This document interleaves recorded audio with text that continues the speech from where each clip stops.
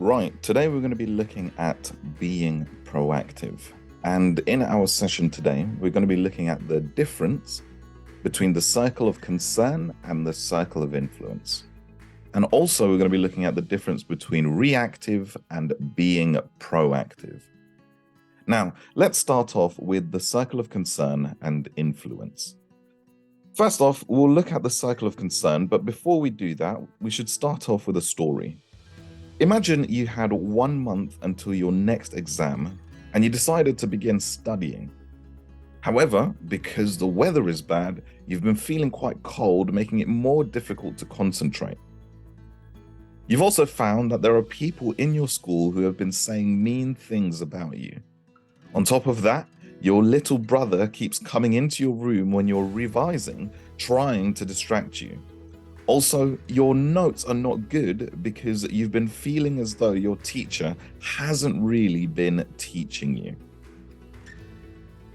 Now, when you take the exam, you actually find out that you get 3 grades lower than what you had hoped for.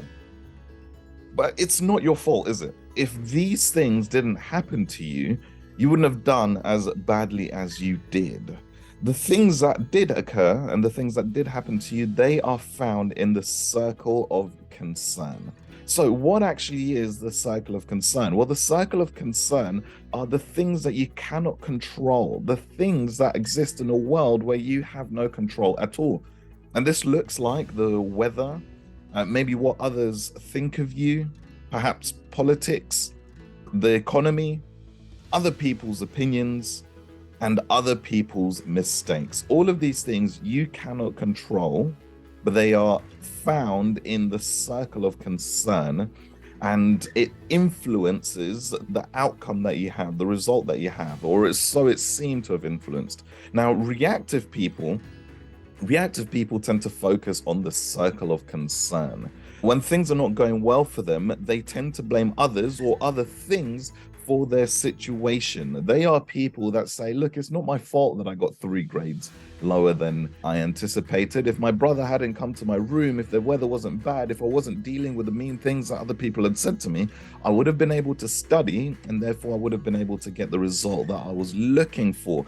But the problem is with reactive people, they tend not to progress because they tend not to learn from these things, since they believe that it's not their fault, nor is it their responsibility.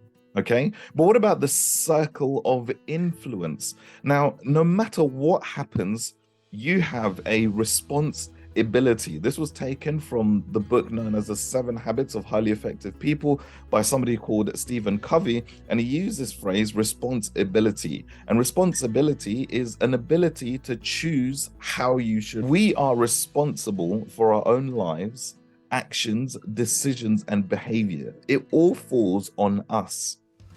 So now our outcome is actually a result of our behavior. Getting 3 grades below what you anticipated is a result of our own behavior. Now, external conditions can be favorable or unfavorable, but ultimately we still hold the responsibility. Now, the main question is, what are you going to do with what has happened to you? And that's where you find the circle of influence.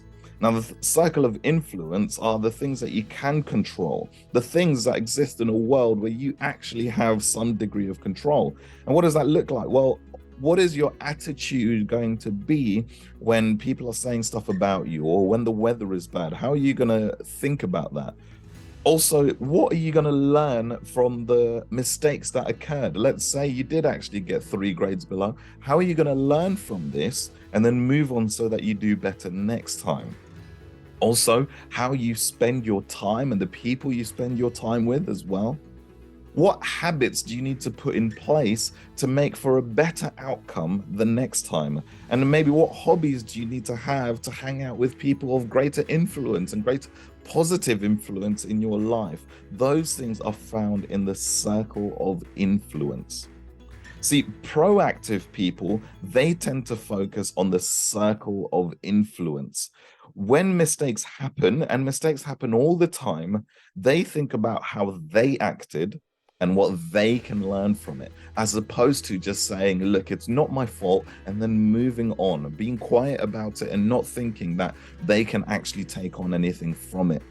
It's really important to be a proactive people, because proactive people tend to progress and move toward greater things. They tend to move forward in life because they learn from the events that happened. They learn how to avoid things that occur in the cycle of concern, and they learn how to control that as well. So it's really important to be a proactive person, because you're more likely going to improve your grades as the months go on. So now it's about you. Your mentors are going to take this time to actually ask you some questions. They may take it in a different direction, but we have a few questions for you here. Okay, so questions for the group. Now, be honest. Would you say you're a reactive person or a proactive person? What would you say about yourself? It's really important to have good self-awareness so that you can know where you need to make changes. Also, how can you make sure that you learn from your mistakes? What do you need to do in order to make sure that you learn from your mistakes? Is it to write notes, to keep a record or a diary of things that happened in the week? What is it that you need to do in order to make sure that you learn from your mistakes? And then on top of that, the goals in Life on Time. Well, this week we actually don't have any goals. It's just about shifting your mindset in order to approach your studies properly.